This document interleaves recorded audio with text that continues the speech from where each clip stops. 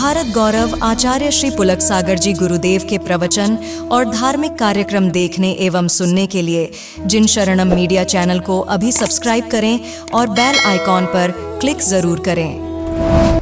कौन कहता है शराब पीने से गम मिटते हैं? मेरे भाई, थोड़ी देर को तुम तो नशे में अपना गम भूल जाते हो, लेकिन पूरा परिवार गम में डूब करके मरता है। ध्यान रखना, वो पत्नी को जिंदगी भर के गम दिया करते हो तुम, बच्चों को जीवन भर के गम दिया करते हो तुम। थोड़ी सी नशे की दुत में आप सोचते हो कि हम गम से मुक्त हो गए, लेकिन पूरा परिवार गम में डूब करके समाप्त हो जाया कर। शराब छोड़ो, शराब का बहिष्कार करो। मैं एक बार जेल गया प्रवचन करने। नहीं, तुम हमको बाबा आवाज समझ लो, ध्यान रखना। प्रवचन करने गया जेल, तिहाड़ जेल दिल्ली में। मेरा प्रवचन हुआ, मैंने वहां के जेलर साहब से निवेदन किया कि मैं आया हूं, जितना तुम्हारे अधिकार में है उतना करो। कैदियों को यदि तुम उनके अधिकार क्षेत्र में होता है, यदि अच्छा चरित्र होता है, सुधर जाता है, तो समय से पहले छोड़ दिए जाते हैं। जेलर साहब ने कहा कि अवश्य कोशिश करूंगा। प्रवचन के बाद जैसे मैं मंच से उतर के बाहर आने लगा, एक पेड़ के नीचे एक आदमी बैठा, जार जार आंसू बहा रहा। मैं पास गया, उसने हाथ जोड़े। मैंने कहा कि क्यों रोते हो? बोले महाराज, आपसे एक प्रार्थना है कि आप जेल में चलकर आए हमारे लिए। आपसे एक प्रार्थना करता हूं कि जेलर साहब से बोल दो कि मेरी सजा कम ना करे, बढ़ा दी जाए। मैंने कहा ऐसा कैसा कह दी है? हर कोई तो निकलना चाहता है। ये कह रहा है कि मैं बाहर नहीं जाना चाहता हूं, मेरी सजा इतनी बढ़ाओ, इतनी बढ़ाओ, इतनी बढ़ाओ कि मेरी मौत इसी जेल में होना चाहिए। मैंने कहा अजीब आदमी हो, तुम्हारा परिवार नहीं है, तुम्हारा घर नहीं है, तुम्हारे बच्चे नहीं है? बोले महाराज हैं। तो फिर क्यों नहीं जाना चाहते घर में? तुम्हारे बच्चे तुमसे इतने दिन की सजा में कभी मिलने नहीं आए? नहीं आए महाराज। तो मैंने कहा तुम जाओ, तुम्हारी सजा कम होने वाली है। बोले नहीं, मैं सजा बढ़वाना चाहता हूं। जेलर मेरे सामने खड़े थे। मैंने कहा कि क्या बोल रहा है? उन्होंने कहा कि क्यों सजा बढ़वाना चाहते? बोले महाराज, मैं भी एक बहुत अच्छा आदमी था, यार दोस्तों के साथ रहकर मैं शराब पीना शुरू कर दिया, और जैसे ही शराब पिया, मेरा भी एक परिवार था महाराज, मेरी भी एक पत्नी थी, हम दोनों बहुत प्यार करते थे। हमने जमाने को ठुकरा के प्रेम विवाह किया था। फिर क्या हो गया ऐसा जीवन में? बोले मैं शराब पीने लगा। पत्नी ने कहा देखो, हर चीज बर्दाश्त कर लूंगी, गरीबी बर्दाश्त कर लूंगी, दाल रोटी खा लूंगी, चटनी रोटी खा लूंगी, लेकिन प्लीज पैसा कमाओ या ना कमाओ, ये नशा नहीं होना चाहिए जीवन में। ध्यान रखना। मती मेरी मारी गई, मैं दोस्तों में लीन हो गया, दारू पीते रहा, पीते रहा, पीते रहा। पत्नी रोज परेशान होती रही। एक दिन की बात है महाराज कि हम पति पत्नी में झगड़ा हो गया, और इतना झगड़ा कि पत्नी ने कहा कि अब मैं तुम्हारे साथ रहने वाली नहीं, अब मैं यहां से जाऊंगी, ये घर छोड़ूंगी, तलाक देती हूं मैं तुम्हें, क्योंकि तुम नशे से बाज आने वाले नहीं हो। मैंने भी कह दिया, कल की जाने वाली आज चली जा। सारा प्रेम 7 जन्मों की कसमें एक ही जन्म में टूट जाती है मेरे भाई, ध्यान रखिए। पत्नी बच्चों को लेकर चली गई। इसने कहा कि चलो पत्नी गई, अब आराम से इस घर में रहेंगे। दोस्तों को बुलाया, शराब की बोतलें खोली, पूरे घर को शराब खाना बना दिया, शराब पीने लगा, मस्ती करने लगा, खाना बाहर से आने लगा।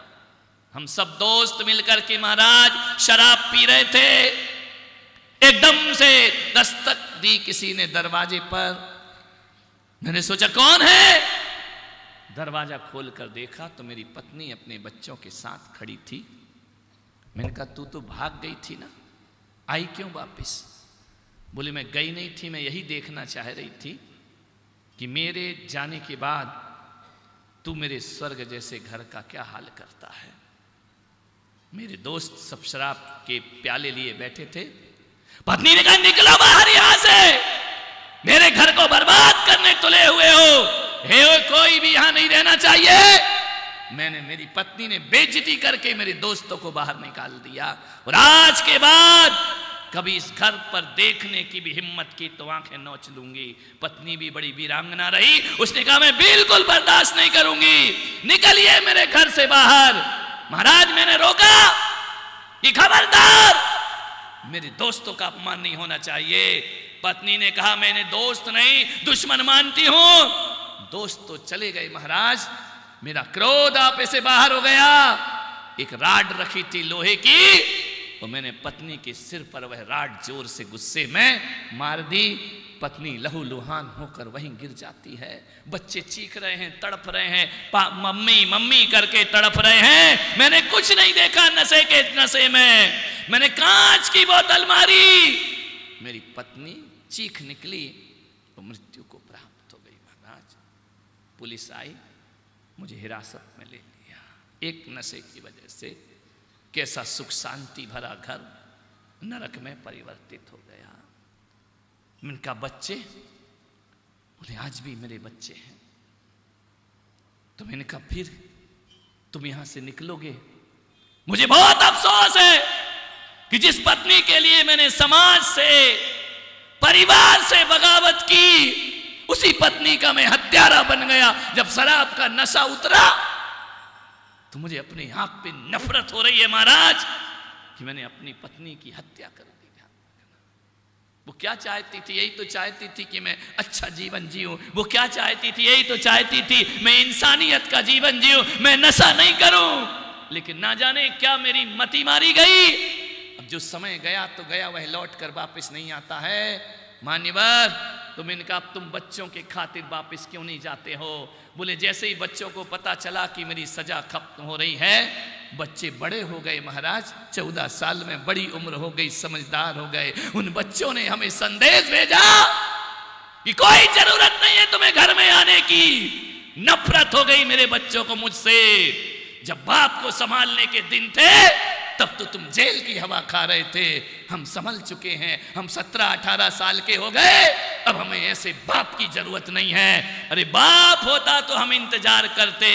जिसने हमारी मां की हत्या की है उसे हम बाप मानने को तैयार है। नहीं, हम बिना बाप की जिंदगी जी लेंगे, लेकिन हत्यारे को अपना बाप मानने को तैयार है। अब बताओ महाराज, मैं किसके लिए निकल के बाहर जाऊं?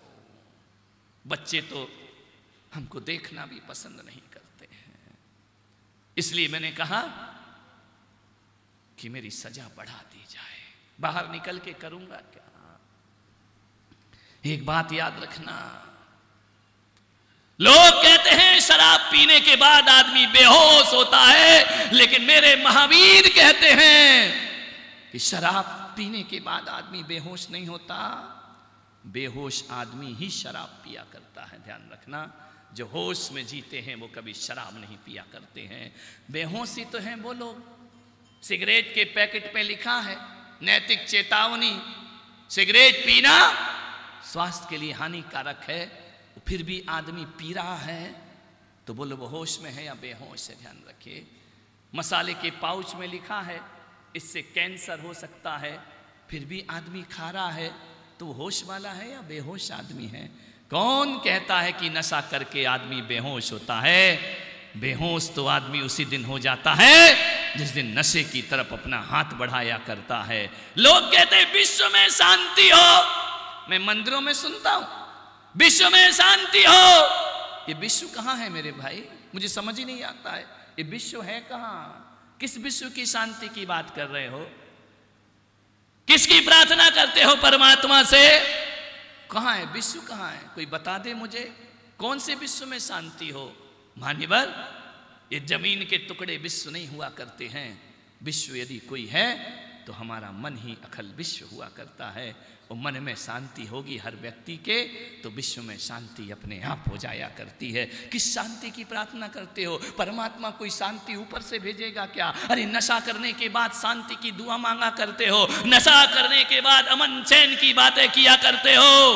कभी जब मन ही अशांत है, मन अशांत है तो विश्व भी अशांत है, और मन शांत है तो सकल विश्व शांत। विश्व तो हम ही है ना, मैं भी विश्व हूं, तुम भी विश्व हो, ये भी विश्व है। पूरे विश्व में शांति चाहिए तो आदमी को सबसे पहले अपने जीवन में शांति लाना चाहिए। शराब क्या है मालूम है, 3 अक्षरों से बनी है, शा रा बा।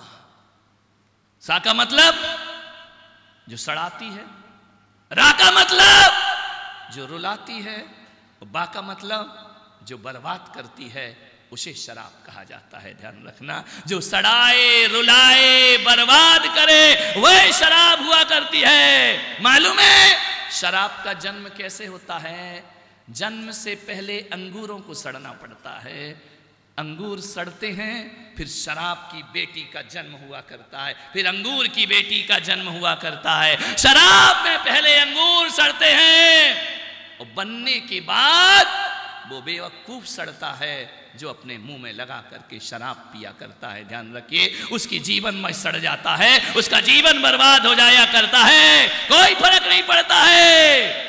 देसी पियो या विदेशी, शराब तो शराब ही हुआ करती है। शराब बड़ी खराब है, ध्यान रखना। अंतर इतना है कि बड़े बड़े महलों वाले कमरे के अंदर होकर पीते हैं और एक गरीब सड़क के बाहर आकर के पिया करता है तो दोनों ही शराबी है, तो दोनों ही सुरा सुंदरी के शौकीन। एक बात याद रखना, मैं आज बात कर रहा हूं, उड़ीसा में चक्रवात रोज रोज नहीं आता, सुनामी आई थी। उड़ीसा में चक्रवात रोज रोज नहीं आता है। गुजरात में भूकंप हर साल हर महीने नहीं आते हैं मेरे भाई। और राजस्थान में सूखा हमेशा नहीं पड़ा, इस बार तो पूछो ही मत, झमाझम बरस रहा है राजस्थान, गलियों में पानी पानी। हाँ, उदयपुर बचा है, बाकी सब जगह भर रहा है। ध्यान रखिए, सोचना है आप, रोज नहीं आएगा चक्रवात, रोज नहीं पड़ेगा सूखा, लेकिन एक तूफान ऐसा है जो हर दिन आता है, हर घड़ी आता है, हर पल आता है। शहर में भी आ रहा है, गांव में भी आ रहा है। वह तूफान कोई तूफान है तो बोतल का तूफान हर घर में आता है मेरे भाई। हर पढ़े लिखे लोग समझदारों के यहां भी आ रहा है।